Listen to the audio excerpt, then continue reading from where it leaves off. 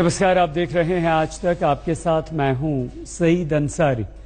उत्तर प्रदेश के रामपुर में एक ऐसी तस्वीर सामने आई जिसे देखकर विश्वास करना मुश्किल है कि कोई इतना भी गिर सकता है। वीडियो में 10-12 लड़के दो लड़कियों को सरेआम छेड़ रहे हैं। छेड़छाड़ का वीडियो वायरल होने के बाद एक को गिरफ्तार किया गया। इस बीच पीड़ित लड़की ने बताया कि वो अपने भाई के साथ अपने घर लौट रही थी कि अचानक गाड़ी में, इस दौरान वो और उसकी बहन अकेली रह गईं। तभी 10 से 12 लड़कों के झुंड ने उन पर हमला बोल दिया और उनसे छेड़खानी करने लगे। रामपुर में वीडियो वायरल छेड़खानी का जो हुआ था उसमें पीड़ित लड़कियों का बयान आया है।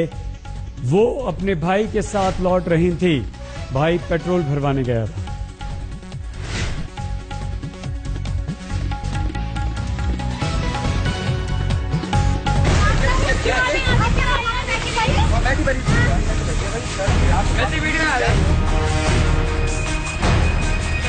मुंह तो हटा लगा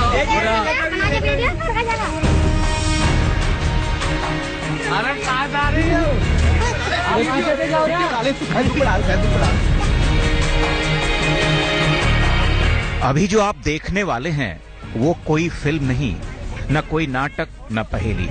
ये तस्वीरें खून को गर्म करने वाली सच्ची कहानी है।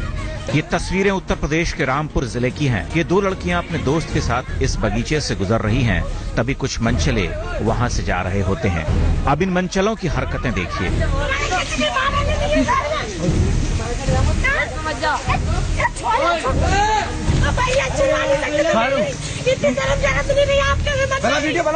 ये सब मिलकर इन दोनों युवतियों को घेर लेते हैं और फिर इनके साथ वैसा ही खेल खेला जाता है जैसे जंगली कुत्ते अपने शिकार के साथ खेलते हैं।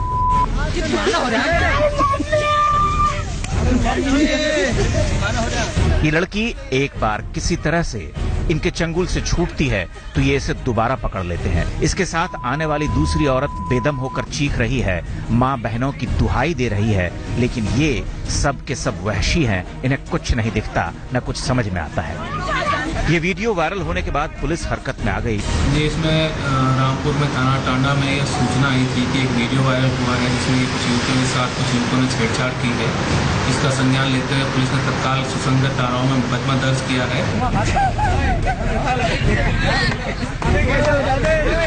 वीडियो के आधार पर मनचलों की पहचान कर पुलिस ने 14 युवकों के खिलाफ FIR दर्ज की है और एक आरोपी को गिरफ्तार किया है। बदतमीजी करता हुआ दिख रहा है इस वीडियो में, उसको अरेस्ट कर लिया गया है। उसके साथ साथ और जो लोग हैं जो वहां से फरार हो गए हैं मौके से, क्योंकि उस गांव के ही लोग हैं। ये शहनवाज नाम का जो व्यक्ति है उसको पकड़ लिया है पुलिस ने और कतई तौर पर कह दिया गया है कि बहुत सख्ती से कार्रवाई की जाए और इस तरह की घटना दोबारा ना हो और इनको इतनी सजा दी जाए कि ताकि इस सजा से दूसरे लोगों के अंदर एक ये मैसेज जाना चाहिए। शहर में मनचलों को दुरुस्त करने के लिए एंटी रोमियो स्क्वाड बने हैं, लेकिन यहाँ तो गांव और कस्बों में बलात्कारियों का झुंड घूमता है। जहां दिमाग में एक लड़की के लिए इतनी गंदगी भरी हो, वहां भला कौन सा स्क्वाड और दस्ता काम करेगा। इस बगीचे में इन शोहदों ने एक लड़की के साथ जिस तरह की बदतमीजी की है, उसने एक नहीं कई सवाल खड़े कर दिए हैं, जिसमें सबसे बुनियादी और डरावना सवाल तो ये है कि किशोर उम्र के लड़के कहां जा रहे हैं। आमिर खान, रामपुर, आज तक। हमारे देश में हर किसी के लिए कानून है, लेकिन तथाकथित गौ रक्षकों के लिए कोई कानून नहीं। ताजा मामला भुवनेश्वर का है, जहां बजरंग दल के कार्यकर्ताओं ने स्टेशन पर ट्रेन से गाय ले जा रहे डेयरी फार्म के 2 कर्मचारियों को जमकर पीटा। तो मालेगांव में बीफ बेचने के शक में कुछ गुंडों ने एक शख्स की जमकर धुनाई कर दी।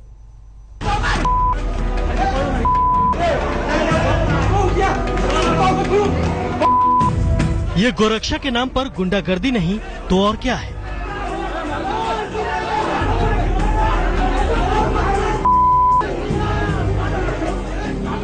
ये तस्वीर ओडिशा की राजधानी भुवनेश्वर की है।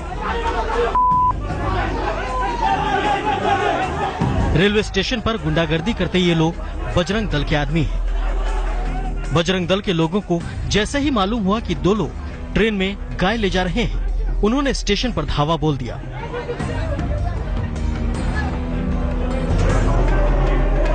गाय ले जाने वाले दोनों शख्स चीख चीख कर बोलते रहे कि वो डेयरी फार्म के कर्मचारी हैं और उनका तस्करी से कोई लेना देना नहीं। उन्होंने कहा कि उनके पास पुख्ता कागजात हैं, लेकिन बजरंग दल के कार्यकर्ता कहां सुनने वाले थे।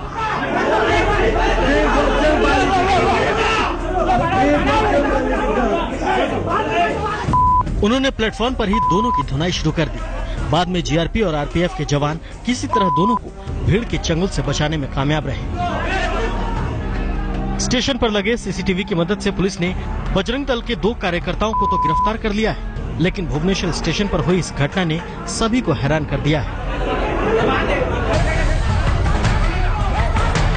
ओडिशा में जहां स्टेशन पर डेयरी फार्म के कर्मचारियों पर हमला हुआ, वहीं महाराष्ट्र के मालेगांव में तथाकथित गौरक्षकों ने गाय का मांस बेचने के शक में एक शख्स की बेरहमी से पिटाई कर दी।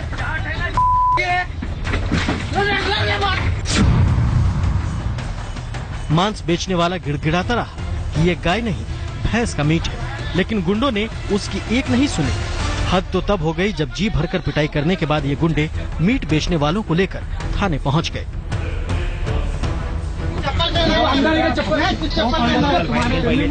पुलिस ने कार्रवाई करते हुए 7 लोगों को गिरफ्तार तो कर लिया, लेकिन साथ ही मांस बेचने वाले 2 लोगों को भी हिरासत में ले लिया।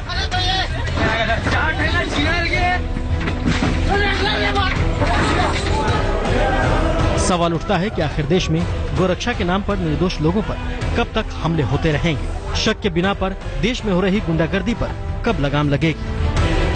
आज तक ब्यूरो। पशुओं पर केंद्र सरकार के नए कानून का देश के कई हिस्सों में विरोध हो रहा है। नए कानून के विरोध में आज कई शहरों में धरना और प्रदर्शन हुए। कारोबारियों को डर है कि नए कानून से उनका लाखों का कारोबार ठप हो जाएगा।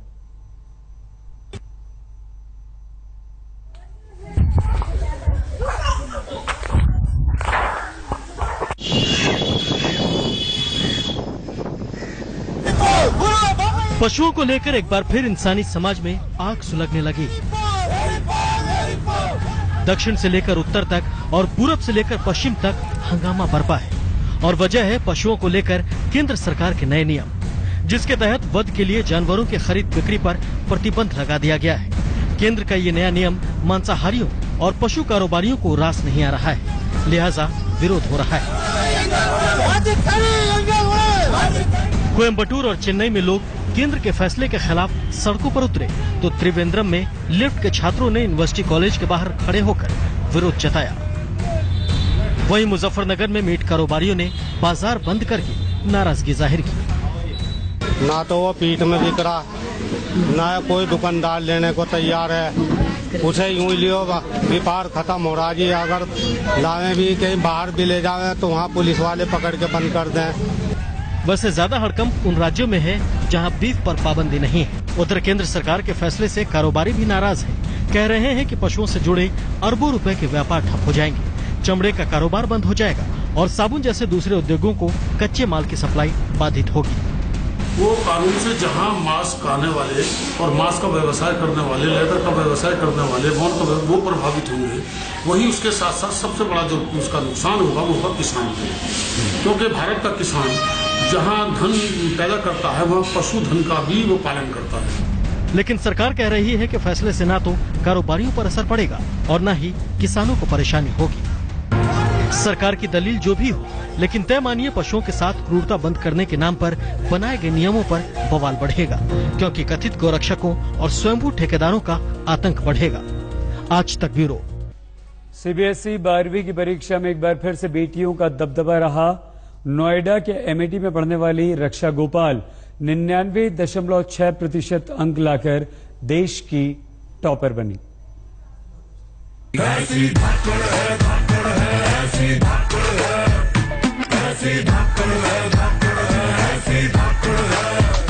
सीबीएसई 12वीं बोर्ड की परीक्षा में एक बार फिर बेटियों ने परचम लहराया है। ये 2 तस्वीरें देश की उन 2 होनहार बेटियों की है जिन्होंने सीबीएसई 12वीं के नतीजों में पहला और दूसरा स्थान हासिल किया है।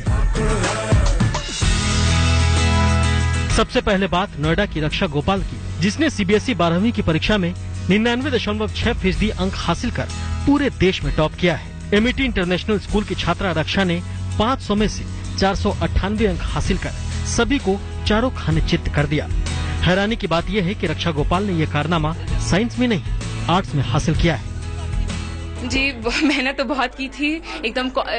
इसमें टैक्टिक बस ये था कि एकदम कंसंट्रेशन से पढ़ो, एंड थैंकफुली पूरी स्कूल की वजह से, पेरेंट्स की वजह से सब कुछ अच्छा गया है। तो बस अपने आप को बस एकदम काम रखना पड़ा था। थोड़ा बीच बीच में से स्ट्रेस पॉइंट्स थे, बट देन अब मैंने मैनेज कर लिया thankfully because of everyone and support की वजह से। नोएडा की रहने वाली रक्षा ने जहां 12वीं में देश में पहला स्थान हासिल किया, वहीं चंडीगढ़ की रहने वाली भूमि सावंत 99.4% अंक लाकर दूसरे स्थान पर रही। बहुत ज्यादा खुश हूँ, बहुत बढ़िया लग रहा है। It's a wonderful moment for me. आपको उम्मीद थी? बिल्कुल उम्मीद थी, बट फिर भी एक था कि क्या रैंक आएगी, कुछ पता नहीं था। थोड़ा सा सरप्राइज तो था मेरे लिए। आगे क्या करना चाहते हैं? कंप्यूटर साइंस में इंजीनियरिंग करना चाहती हूँ। सीबीएसई 12वीं की परीक्षा में चंडीगढ़ के भवन विद्यालय के 2 छात्र मन्नत लूथरा और आदित्य नैना 99.2 अंक हासिल कर तीसरे स्थान पर रहे। अगर इस बार सीबीएसई 12वीं के नतीजों पर नजर डालें तो 95 से 100% के बीच स्कोर करने वाले छात्रों की संख्या में इजाफा हुआ है। पिछले साल 95 से 100% के बीच स्कोर करने वाले छात्रों की संख्या 9,351 थी, जो इस साल बढ़कर 10,050 हो गई है। जहां तक सफल छात्रों का सवाल है तो इस साल सीबीएसई 12वीं की परीक्षा में 82% छात्र पास हुए हैं, जबकि पिछले साल 83% छात्र सफल रहे थे। सीबीएसई 12वीं की परीक्षा में पहला और दूसरा स्थान हासिल कर बेटियों ने एक बार फिर से साबित कर दिया कि वो किसी से कम नहीं है। अच्छा किया है यहाँ पर रक्षा ने, और इसीलिए यहाँ पर जो है लगातार बधाई संदेश, और टीचर्स जो है वो भी काफी खुश हैं, पेरेंट्स जो है वो भी काफी खुश हैं, और इस खुशी के माहौल को एमिटी परिवार जो है वो अच्छे से सेलिब्रेट कर रहा है। नोएडा से रोशनी ठोकने के साथ आज तक ब्यूरो। एक बड़ी खबर इस समय आ रही है बिहार से। बिहार में आंधी और तूफान के साथ आकाशीय बिजली गिरने से आज अलग अलग जगहों पर करीब 21 लोगों की मौत हो गई है। सबसे ज्यादा 6 मौतें बेतिया में हुई हैं। सुजीत कुमार झा हमारे संवाददाता हमारे साथ हैं। सुजीत, क्या जानकारी है, अब स्थिति क्या है? सही जानकारी ये है कि बिहार के विभिन्न जिलों से जो खबरें आ रही हैं उसमें 21 लोगों के वज्रपात, बिजली गिरने से और आंधी पांधी और पेड़ गिरने से मौत हुई है। बेतिया में 6 लोगों की मौत हुई है। मोतिहारी में 5 लोगों की मौत की खबर है। जमुई से भी खबर आ रही है कि 5 लोग वहां भी इसके शिकार हुए हैं, और कई जिलों से, समस्तीपुर, दरभंगा, इन तमाम जिलों से इक्का दुक्का लोगों के मरने की खबर आ रही है। जी, हम दोबारा आपसे जानकारी हासिल करेंगे। बहुत धन्यवाद आपका। अब से कुछ ही पलों में आपके साथ होंगे हमारे स्पोर्ट्स एडिटर विक्रांत गुप्ता अपने एक्सपर्ट मदन लाल जी के साथ। देखते रहिए आज तक।